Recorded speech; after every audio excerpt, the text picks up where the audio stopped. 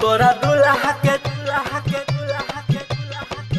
तोरा दुल्हा के जान से खेल जाई बरे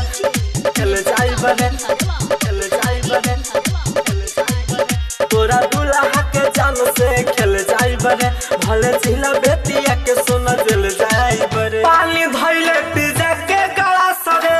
लेके आइब जहिया आई बारात रे पानी धइले पिजा के गला सरे लेके आइब जहिया आई बारात रे मादे बोली हम गाँव तोरा हेल जाई बरे तोरा दुल्हा के जान से खेल जाई बरे भले जिला बेटिया के सोना जेल जाई बरे तोरा दुल्हा के जान से खेल जाई बरे भले जिला बेटिया के सोना जेल जाई बरे तोरा दुल्हा के जान से तोरा दुल्हा के जान से खेल जाई बरे रिकॉर्डिंग स्टूडियो दिल्ली। तोरा दुल्हा के जान से खेल जाई बरे भले झिला बेटिया के सोना जल जाई बरे मारो होई ना तोर संत दान रे ओही बेरा अब दोनों के जान रे मारो होई ना तोर संदूर धान रे ओही बेरा अब दोनों के जान रे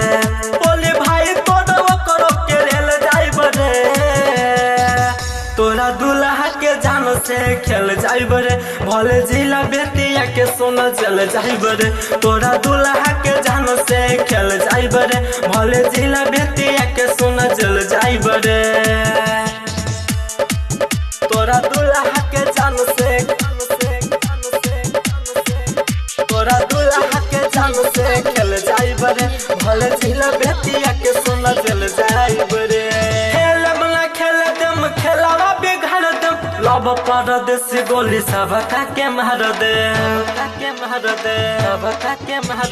खेल न खेल दम खेलावा बिगाड़ दम लब परदेसी गोली सब के मार दे भले भारत निराला प्यान मर जाई बरे तोरा दुल्हा के जान से खेल जाई बरे भले जिला बेटिया के सोना चल जाई बरे तोरा दुल्हा के जान से खेल जाई बरे भले जिला बेटिया के सोना चल जाई बरे। Recording by Aamir film recording studio Delhi.